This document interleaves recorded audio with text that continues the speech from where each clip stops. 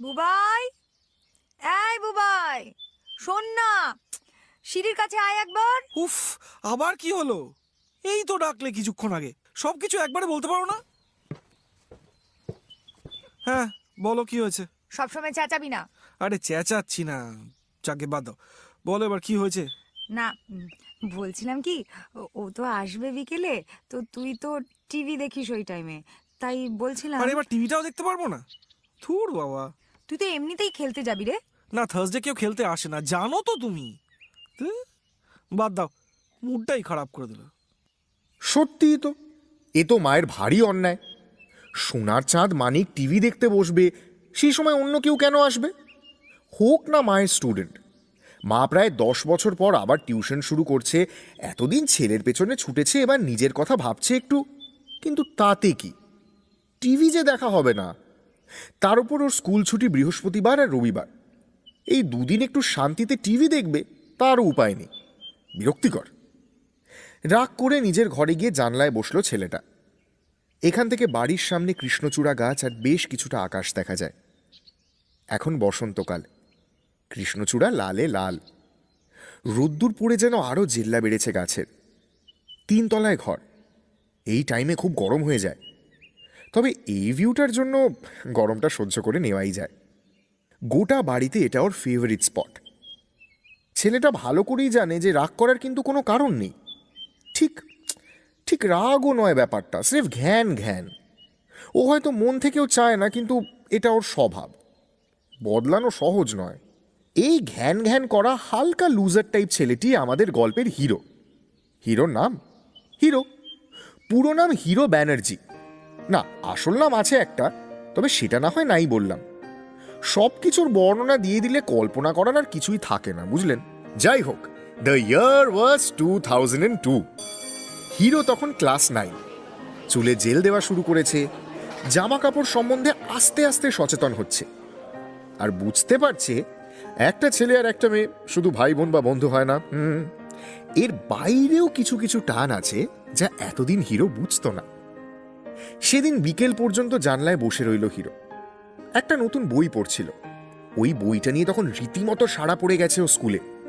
সবাই কিনছে। যারা আসল কপি পাচ্ছে না তারা ফুটপাত থেকে জেরক্স কপি নিয়ে আসছে। দোকানে দোকানে বইয়ের স্টক আসছে রোজ, কিন্তু নিমেষে শেষ হয়ে যাচ্ছে। কেউ আবার অরিজিনাল কিনে স্কুলে ভাড়া দিচ্ছে 10 টাকা করে। বইটার নাম Harry Potter and the philosopher stone. Harry সবে ডায়াগন অ্যালিতে ঢুকেছে, অবাক বিস্ময়ে চারপাশ দেখছে, এমন সময় কলিং বেল বেজে উঠল।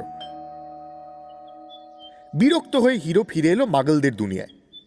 ওকেই এখন দোতলা থেকে নিচে যেতে হবে দরজা খুলতে। এটা বাবার নিয়ম। ছুটির দিনে বাড়ির বেল বাজলে হিরোকে দরজা খুলতে হবে।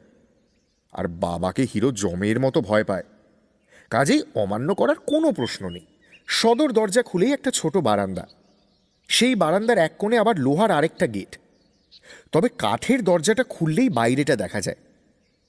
সেটা খুলেই হিরোর প্রথম চোখে পড়ল একরাশ অবাধ্য চুল, কালবৈশাখীর মেঘের মতো ঘন, এলোমেলো, অগোছালো।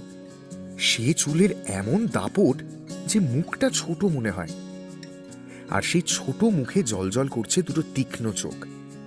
তীক্ষ্ণ অথচ নরম, যেন দুম করে মাথার ভেতর ঢুকে সব পড়ে ফেলবে, কিন্তু কাউকে কোনোদিন বলবে না। ভাই, আন্টি আসতে বলেছিল। হ্যাঁ হ্যাঁ হ্যাঁ, আচ্ছা দাঁড়াও, আমি চাবিটা নিয়ে আসছি।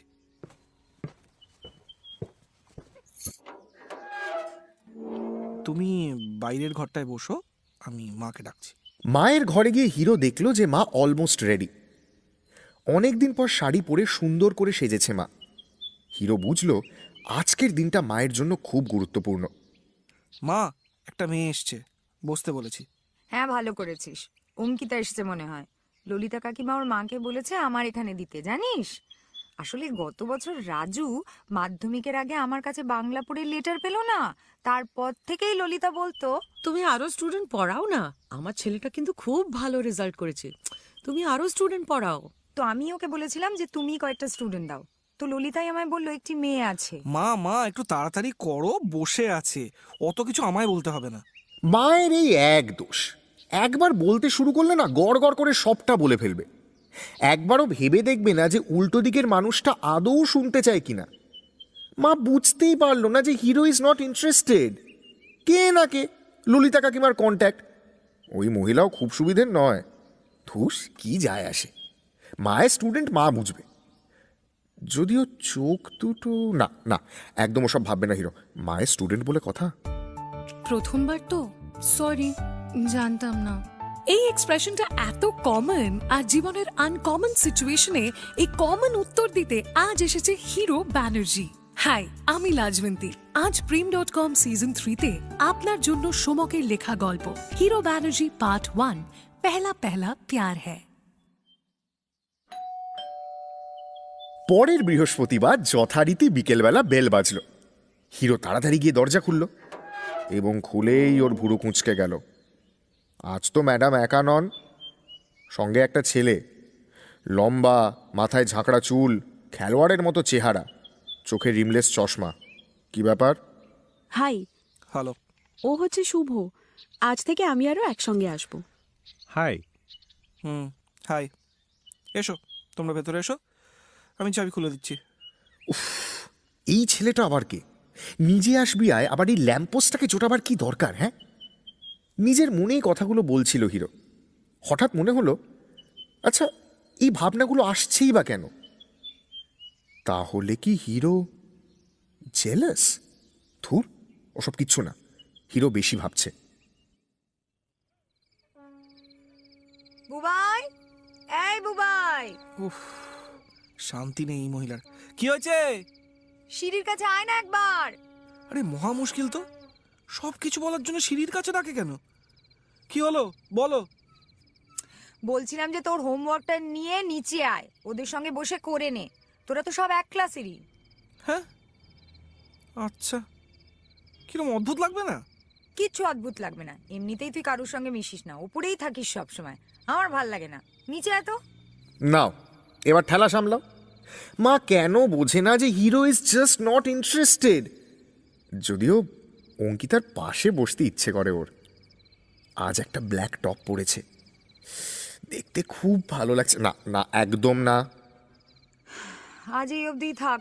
ওই দুটো 15 নম্বরের উত্তরগুলো নিজের মতো লিখে আনবি। পরের দিন ওগুলো আগে দেখবো, তারপর ছোট গল্পগুলোই হাত দেবো। ওকে মিস। ওকে মিস। আমি ভেতরে গেলাম, বুবাই তোদের দরজা খুলে দেবে। এই বলে মা উঠে চলে গেল। আর যেতেই শুভ বলল, এই আজ আমি উঠি, হ্যাঁ, একটু তাড়া আছে, বাড়ি ফিরে একবার ক্লাবে যেতে হবে। ওই সামনে ফুটবল ম্যাচটা আছে না, সেটা নিয়ে একটা মিটিং আছে। বাহ, কবে ম্যাচ? আমার না ফুটবল দেখতে দারুণ লাগে। এই তো সামনে রবিবার তনুপুকুরের মাঠে, আসবি? আমি খেলছি, ইনফ্যাক্ট ম্যাচটা মনে হয় তোদের পাড়ারই সঙ্গে। তাহলে তো একদম আসছি, তোদের হারাবো দেখবি। ও হ্যালো, দাঁড়িয়ে যাও দাঁড়িয়ে যাও, বলে বলে না গোল দেবো তোমাদের। সে দেখা যাবে। আচ্ছা, তোরা প্র্যাকটিস কোথায় করিস? এই তো বড় রাস্তায় ওঠার আগে ওই মুদির দোকানটা আছে না, তার উল্টো দিকে একটা ফাঁকা প্লট আছে, ওখানেই শনিবার করে বিকেল বিকেল যাই। বাহ, ওটা তো আমার বাড়ির একদম কাছে।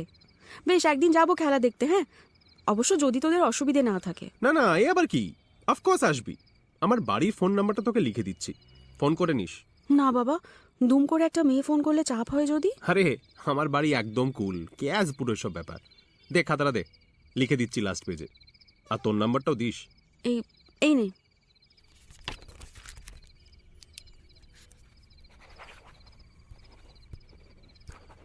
এই যে লিখে দিলাম, এবার আমার খাতার লাস্ট পেজে তুই তোর নাম্বারটা দে। দিচ্ছি, তবে আমার বাড়িতে যখন তখন ফোন করা যাবে না কিন্তু। ফোনটা আবার ঠাম্মার ঘরে। স্কুল থেকে ফিরে আমি জাস্ট আধ ঘন্টা ঠাম্মার ঘরে থাকি, তখনই ধরতে পারবো, বিকেল 4টে থেকে 4:30-এর মধ্যে। তাহলে ওই সময় করব। চল, আজকে কাটছি আমি। অনেকক্ষণ ধরে হিরো মুখ বুঝেই আদিক্ষেতাটা দেখছে এবং গা জ্বলে যাচ্ছে। একদিনই এত কিসের পীড়িত? হ্যাঁ, যাক, অন্তত শুভ নিজে বেরোবার কথাটা তুলল। না হলে হিরো যা মুখ চোরা, নিজে থেকে বলতেই পারতো না যে ভাই এবার কাট প্লিজ। তুমিও একসঙ্গে বেরোবে তো? অঙ্কিতাকে জিজ্ঞেস করলো হিরো। না, আমার একটা জিনিস লেখা বাকি আছে, আরও 10 মিনিট লাগবে। ও ওকে। এই বলে হিরো আবার নিজের জায়গায় গিয়ে বসল।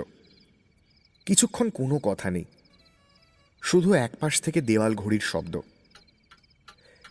নীরবতা যে এতটা কানে লাগে সেটা হিরো আগে জানতো না। মনে মনে ভাবতে থাকে, দিস ইজ সো অকওয়ার্ড। আমার কি কিছু বলা উচিত? কি বা বলবো? কিভাবে ফিরবে সেটা জিজ্ঞেস করবো? করেই বা কি করবো? পৌঁছে তো দিতে পারবো না। আজ কেন নামছে না ওপর থেকে? কিসের গন্ধ? ওর পারফিউম? উফ, হেব্বি তো। এই না না, এসব কি হচ্ছে? কি পারফিউমটা নিয়ে কমপ্লিমেন্ট দেবো? না না, বাড়াবাড়ি হয়ে যাবে। শুনছো? আমার শেষ, এবার বেরোবো। হ্যাঁ হ্যাঁ হ্যাঁ, শিওর শিওর শিওর, তালা খুলে দিচ্ছি। তুমি কি অন্য কিছু ভাবছিলে? আমি 2 বার ডাকলাম, তারপর সাড়া দিলে। না আসলে, না থাক। কি শুনি না? মানে তোমার পারফিউমের গন্ধটা খুব ভালো। সরি, কিছু মনে করো না। ও, থ্যাংক ইউ।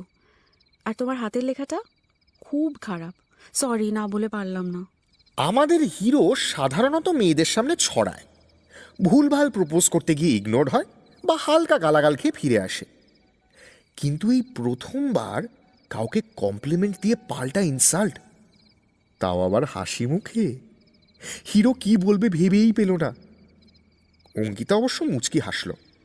রাগ করলে? সরি সরি সরি, আসলে আমি না ওরকম চেপে রাখতে পারি না, বেরিয়ে আসে। না না, দ্যাটস অল রাইট। এখন তাড়াহুড়োয় লিখছি, প্লাস আমার জেল পেনটা নেই এখন। আমি লেখা প্র্যাকটিস করি, ডায়েরি লিখি রোজ রাতে, তাতে হাতের লেখা ভালো থাকে। ও চলো, তুমি বেরোবে তো? হ্যাঁ, তুমিও ডায়েরি লেখার চেষ্টা করতে পারো। ডায়েরি লিখি না, তবে এমনি লিখি মাঝে মধ্যে। কি লেখো? কবিতা, ইংলিশে। জানি খুব একটা ইমপ্রেসিভ নয় ব্যাপারটা। অন্য পাড়ায় গিয়ে ফুটবল খেলার মতন তো একেবারেই নয়। বুঝলাম। যদিও দুটোরই আলাদা জায়গা আছে, তুলনা করা উচিত নয়। তুমি একা ফিরবে? এই সামনের মোড়ে আমার কাকুর দোকান, ওখান থেকে কাকু আমায় বাড়ি পৌঁছে দেবেন। পরের দিন থেকে মা নিতে আসবে, তখন আর এতটা গল্প করতে পারবো না। হিরো কিছু বলল না, চাবি দিয়ে লোহার গেটের তালা খুলে দিল। বাড়ি থেকে বেরিয়ে যেতে যেতে অঙ্কিতা পেছনে ঘুরে বলল, আমার নম্বরটা যে শুধু শুভকে দিয়েছি তা কিন্তু নয়, সেরকম হলে ওকে আগেই দিয়ে দিতাম। বোঝা গেল? Good night. এই বলে গেটটা বন্ধ করে গটগট করে হেঁটে বেরিয়ে গেল অঙ্কিতা। আমাদের হিরো তখনও মুখ হাঁ করে, হাতে তালা চাবি নিয়ে দাঁড়িয়ে আছে। বোঝো।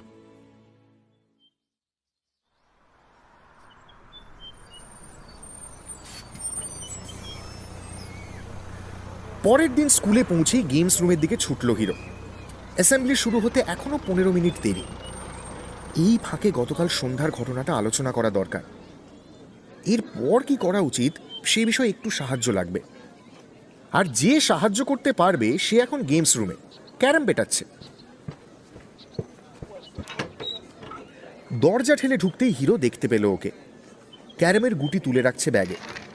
হিরোর দিকে তাকিয়ে গলা তুলে বলল, এই তো মুখার্জি, এই আজকে তুই মোমো খাওয়াবি আমায়, টিফিন আনতে ভুলে গেছি। সে হবে, তবে তার আগে তোর হেল্প চাই। গতকাল একটা ব্যাপার হয়েছে। নতুন মেয়ে? ও সেই এক ওয়ান ট্র্যাক মাইন্ড। মেয়ে নয়? হ্যাঁ মানে, তাহলে ন্যাকামো মারছিস কেন বে? চল, অ্যাসেম্বলি যেতে যেতে শুনছি। এই অকালপক্ষ চরিত্রটির নাম ভয়ঙ্কর। পুরো নাম ভয়ঙ্কর ভট্টাচার্য। আহা, ওরও একটা আসল নাম আছে, কিন্তু ওই যে কল্পনা। তাই গল্পের খাতিরে ইনি ভয়ঙ্কর। তবে তার কারণও আছে। ভয়ঙ্করের ভয়ঙ্কর প্রতিভা, স্কুল ব্যান্ডের গিটারিস্ট, 100 মিটার স্প্রিন্টে গোল্ড মেডেলিস্ট, ক্যারাম চ্যাম্পিয়ন এবং প্রেমে পিএইচডি।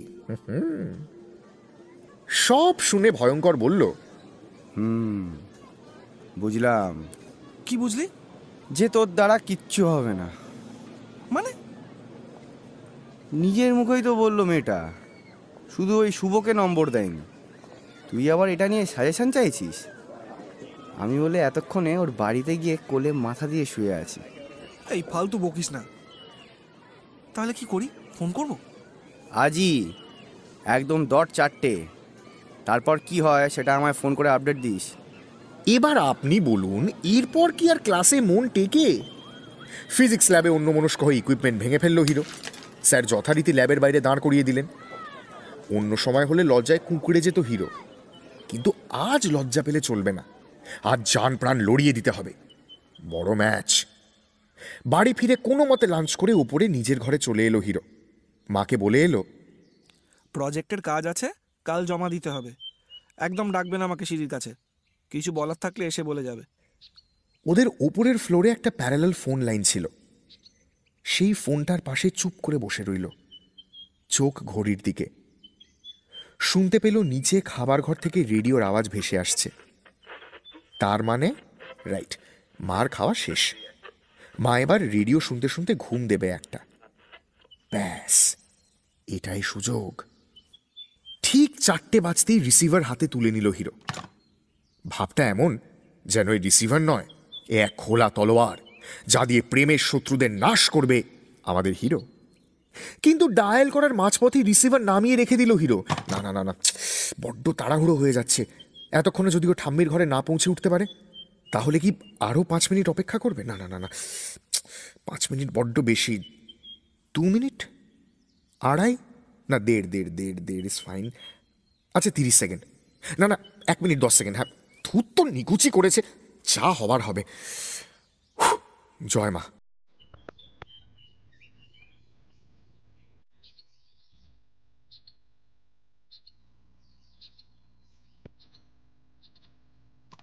হ্যালো, কে বলছেন? আমি। ও হ্যাঁ, বলো বলো। চিনতে পারোনি নিশ্চয়ই? না, চিনেছি। কে বলো তো? আপনিই তো ইংরেজিতে কবিতা লেখেন, যেটা আপনার মনে হয় খুব একটা ইমপ্রেসিভ নয়, কি তাই তো? যাক, চিনতে পেরেছো তাহলে। হুম, বলো বলো। না, সেরকম কিছু বলার নেই। তাহলে আমি রাখছি, এমনিতেও বেশিক্ষণ কথা বলতে পারবো না। এই এই, 1 সেকেন্ড 1 সেকেন্ড, বলছি যে একদিন বাইরে দেখা করবে। বাড়িতে ঠিক কথা বলা যাচ্ছে না। বাবা, এমন কি বলার আছে যে বাইরে যেতে হবে? না না, তেমন কিছু না। অনেকদিন বাস স্ট্যান্ডে রোল খাইনি। তুমি যাবে আমার সঙ্গে? যেতে পারি, তবে 15 মিনিটের বেশি নয়। আর শনিবার ছাড়া হবে না। কালই তো শনিবার।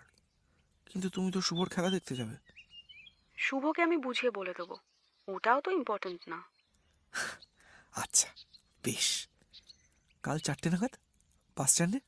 ওকে, আর ফোন করবে না, একদম ওখানে দেখা হবে।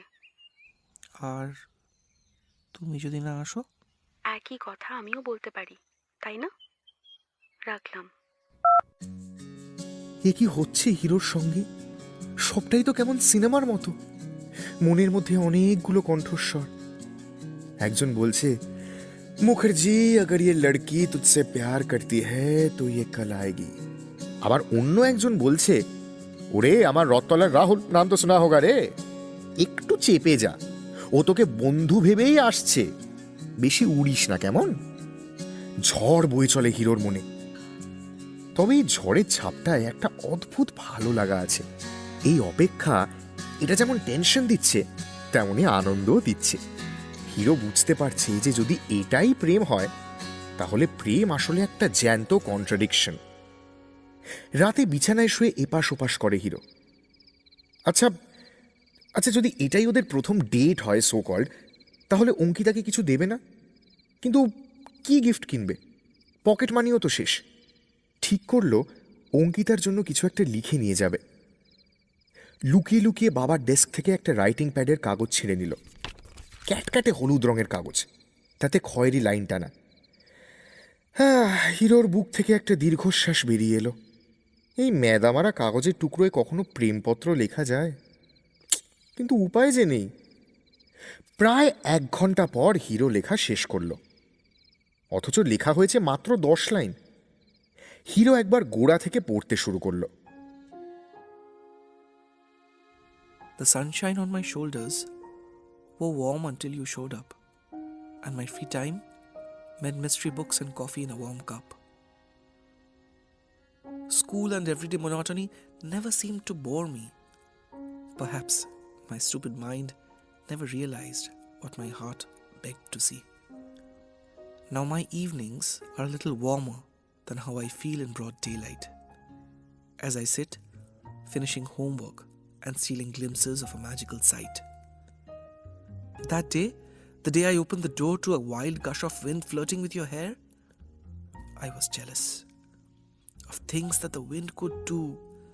It isn't fair. Do you know that only wounded corals have the ability to make pearls? I wonder how wounded the artist may have been to make such curls. My life was simple. I was happy as I could be. But now that I have met you, I know there's magic within me. অবশেষে শনিবার এলো। School থেকে ফিরে lunch সেরে কিছুক্ষণ rest নেওয়ার চেষ্টা করলো, কিন্তু পারল না। শেষমেশ রেডি হয়ে বেরিয়ে পড়ল। এক হাতে ভাঁজ করে রাখা চিঠিটা। বাস স্ট্যান্ডে যখন পৌঁছলো ঠিক 4:05। 5 মিনিট দেরি করেছে ঠিকই, কিন্তু অঙ্কিতা কি আর এত তাড়াতাড়ি আসবে? আদৌ আসবে? এইসব ভাবতে ভাবতে খুব ক্যাজুয়ালি হাঁটছিল হিরো। হঠাৎ থমকে দাঁড়িয়ে পড়ল। ঠিক রোলের দোকানের সামনে লাল টপ আর হলদে সাদা কাজ করা স্কার্ট পরে ম্যাডাম দাঁড়িয়ে আছেন। হিরো এক মুহূর্ত দেরি না করে এগিয়ে গেল ওর কাছে। সরি দেরি হয়ে গেল। আমি ভাবিনি যে তুমি একদম টাইমে চলে আসবে। শোনো, আমার সঙ্গে বেরোতে গেলে একদম কাঁটায় কাঁটায় আসতে হবে। নষ্ট করার মতো সময় আমায় দেওয়া হয় না। ভুল হয়ে গেছে, সরি। রোলটা অর্ডার করি? এই দোকানে সবসময় ভিড় থাকে। শনিবার বিকেল হলে তো কথাই নেই। দোকানদার জানালো রোল দিতে অন্তত 20 মিনিট সময় লাগবে। দেরি হবে বলছে। আর কি, কপাল আমার। কোথাও বসা যায়? সাইডে কয়েকটা বেঞ্চ পাতা আছে, যাবে? চলো। বেঞ্চ খুব বেশি বড় নয়, তবু দুজনে একেবারে 2 কোণে চেপে বসলো। আসলে কতটা কাছে বসা উচিত সেটা দুজনের কেউই জানে না। কতটা টাইম গেলে দুটো মানুষের মধ্যে কতটা ডিস্টেন্স কমবে আর তার স্পিডটাই বা কি, সেই অঙ্ক তো কোনো বইতে নেই। তুমি আর একটু কাছে এসে বসতে পারো, আমি খুব হার্মলেস ছেলে। সে আমি জানি, কিন্তু আমার কাকু তো সেরকম নয়, পাক্কা কার্নিভোরাস। তারপর মাও বেরিয়েছে, কোথায় গেছে জানি না, কোন দিক দিয়ে যে ফিরবে তাও বুঝতে পারছি না। হিরো অনেকক্ষণ ধরে উসখুস করছিল। এবার থাকতে না পেরে অঙ্কিতার হাতটা চেপে ধরল। অঙ্কিতা চমকে উঠল, কিন্তু হাত সরিয়ে নিল না। দেখো, আমি খুব ভালো বলতে পারি না, তবে তোমায় যা কিছু জানানোর সেটা এই চিঠিতে লিখেছি। ইচ্ছে না হলে পড়তে হবে না, ছিঁড়ে ফেলে দিও। মানে সেরকম বিশেষ কিছু না। উফ, এত বলতে হবে না। তুমি লিখেছো, আমি পড়ব, উত্তর দেওয়ার চেষ্টা করব, না পারলে সেটাও বলে দেবো, তবে ছিঁড়ে ফেলবো না। কথা বলতে বলতে একটু কাছে ঘেঁষে এসেছিল অঙ্কিতা। ওর হাতটাও এবার শক্ত করে ধরেছে হিরোর হাতটাকে। অঙ্কিতার পারফিউমের সেই নেশা ধরানো গন্ধটা আবার পাচ্ছে হিরো। সব কেমন গুলিয়ে যাচ্ছে। মাথাটা আস্তে আস্তে কাজ করা বন্ধ করে দিচ্ছে। আর চোখে হিরো শুধু দেখতে পেল একজন ভদ্রমহিলা ওদের ঠিক পেছনে এসে দাঁড়িয়েছেন। কিছু বোঝার আগেই তিনি কড়া সুরে বলে উঠলেন, তুই না বলেছিলি পেন খাতা কিনতে যাচ্ছিস? হ্যাঁ, এই তোর খাতা কেনা? হ্যাঁ। বিদ্যুৎ বেগে সরে গেল অঙ্কিতা। মুখে ভয়ের ছাপ স্পষ্ট। এক ঝটকায় উঠে দাঁড়িয়ে বলল, মা, মা, আমি দোকানেই যাচ্ছিলাম। চুপ কর, আমার যা দেখার আমি সব দেখে নিয়েছি, আর 1 মিনিটও এখানে থাকবি না। তুই চল, বাড়ি চল এক্ষুনি। আর এই যে, হ্যাঁ তুমি। এই বলে হিরোর দিকে ফিরলেন ভদ্রমহিলা। চোখ থেকে যেন আগুন বেরোচ্ছে। থমথমে গলায় বলতে শুরু করলেন, তুমি মালতীদের ছেলে না? ঠিক চিনেছি। আমি তোমাদের বাড়ি ওকে পড়তে পাঠিয়েছিলাম, আর তুমি এই সব করছো? লজ্জা করে না? নেহাত আমি তোমার মাকে খুব শ্রদ্ধা করি, না হলে এক্ষুনি তোমার কান ধরে না ওনার সামনে নিয়ে হাজির করতাম। কিন্তু সেটা করলে তোমার মা কষ্ট পাবেন তো, তাই আর করলাম না। একটা কথা বলে দিচ্ছি, হ্যাঁ, কান খুলে শুনে নাও, কিন্তু আমার মেয়ের সঙ্গে তুমি কোনো সম্পর্ক রাখবে না। বাড়িতে যদি আবার ফোন করো তাহলে সোজা আমার ফোন যাবে তোমার মায়ের কাছে। এই এই চল, বাড়ি চল। আজ বাবা আসুক, তোর হচ্ছে, দাঁড়া। এক প্রকার টানতে টানতেই অঙ্কিতাকে নিয়ে গেলেন তার মা। পুরোটা সময় ও এক দৃষ্টে তাকিয়েছিল হিরোর দিকে। সেই চোখের ভাষা খুব স্পষ্ট। হিরোর কাছে একটাই সান্ত্বনা, ভালো লাগাটা তাহলে দুতরফাই ছিল। আর হ্যাঁ, চিঠিটা কিন্তু অঙ্কিতা দুমড়ে ছোট্ট করে পাকিয়ে নিজের হাতের তালুতে লুকিয়ে ফেলেছিল। অত চাপের মধ্যেও চিঠিটা কিন্তু সে ফেলে দেয়নি। এই ঘটনার পর প্রায় 2 সপ্তাহ কেটে গেছে। ইতিমধ্যে অঙ্কিতার মা ফোন করে জানিয়ে দিয়েছেন যে তিনি আর অঙ্কিতাকে টিউশনে পাঠাবেন না। হিরোর মন ভেঙে চুরমার। একেই ইন্ট্রোভার্ট, এখন তো আরও গুটিয়ে গেছে। ভয়ঙ্কর এসব দেখে ওকে মোটিভেট করার চেষ্টা করে। এমন করছিস যেন 10 বছরের ভালোবাসা। হাট ন্যাকা সালা। আরে গোটা লাইফ পড়ে আছে, এসব যাবে আসবে, বুঝলি? এসব নিয়ে ভাবিস না। এক কাজ করি, চ সিটি সেন্টার যাই, হেব্বি হেব্বি দেখতে মেয়ে আসে। যাবি নাকি? আরে চ না, আর মুখ পোড়া করে বসে থাকবে এখানে। চ চ চ চ চ। হিরো কিছু বলে না। कुछ कुछ होता है ভয়ঙ্কর, তুম নেই সমঝোগে। ভয়ঙ্করের দুনিয়াটা অনেক বড়, সেখানে হিরোর যন্ত্রণাটা নিতান্তই তুচ্ছ। আবার একটা বৃহস্পতিবার, আবার বিকেল 4টে, বেল বাজল। কিন্তু এবার শুভ একা। বিষণ্ণ মুখে হিরো দরজা খুলল, কিন্তু কিছু বলার আগেই শুভ ওর হাতে একটা ছোট্ট প্যাকেট গুঁজে দিল। শোন, অঙ্কিতা দিয়েছে এটা। ওর বাড়িতে না বেশ চাপ হয়েছে, স্কুলেও একা যেতে দিচ্ছে না ওকে। কোনো মতে ওর এক পাড়ার বন্ধুর হাতে এটা পাঠিয়েছে। ওই ছেলেটা আমাদেরই মাঠে আসে প্র্যাকটিস করতে। তুই একটুখানি খুলে দেখ তো এক্ষুনি। যদি কোনো উত্তর পাঠানোর হয় আমায় আজই দে, আমি ঠিক পৌঁছে দেব। হিরো কি বলবে বুঝতে পারল না। এই ছেলেটাকে মনে মনে কত গাল দিয়েছে, সেই কিনা এতটা সাহায্য করল। প্যাকেট নিয়ে হিরো এক দৌড়ে ওপরে। ঘরে গিয়ে বিছানার ওপর বসে সে প্যাকেটটা খুলল। একটা চিরকুট আর একটা ক্যাসেট। চিরকুটটা আগে খুলল হিরো। মুক্তোর মতো হাতের লেখায় কয়েক লাইন লেখা। তোমার মতো লিখতে আমি পারবো না, পারতে চাইও না, ওটা তোমারই থাক। তোমার লেখার মধ্যে দিয়েই আমি তোমার আরও কাছে এলাম। এই চিঠিটা আমার কাছে থেকে যাবে। জানি না আগামী দিনে আরও চিঠি আসবে কিনা, তোমায় বলা হয়নি। ভেবেছিলাম পরে বলবো, ভেবেছিলাম সময় আছে। যাই হোক, এই বছরের শেষে আমরা এই পাড়া ছেড়ে চলে যাব। বাবা অনেকদিন থেকেই একটা ফ্ল্যাট দেখছিল, ফাইনালি নিয়ে নিয়েছে। মায়ের খুব একটা ইচ্ছে ছিল না, কিন্তু এই ঘটনার পরে মাও দেখি বলছে যে যত তাড়াতাড়ি সম্ভব এখান থেকে চলে যাওয়াই ভালো। তোমার সঙ্গে আর দেখা হবে কিনা জানি না, তাই একটা ছোট্ট উপহার, আমার খুব প্রিয় ক্যাসেট। শুনে দেখো, আমাদের গল্পটা যদি এমন হয় তাহলে মন্দ কি?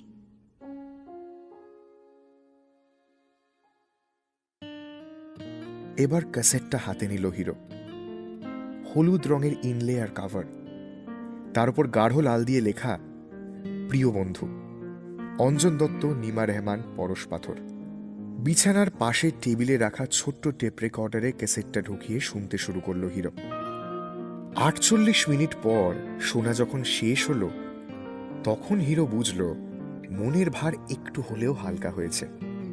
সত্যি তো, এরম হলেই বা ক্ষতি কি? ভয়ঙ্কর হয়তো ঠিকই বলে, এগিয়ে যেতে হবে। নতুন সম্ভাবনার জন্য মনের জানলা খুলে রাখতে হবে। সামনে কি আছে কেউ জানে না।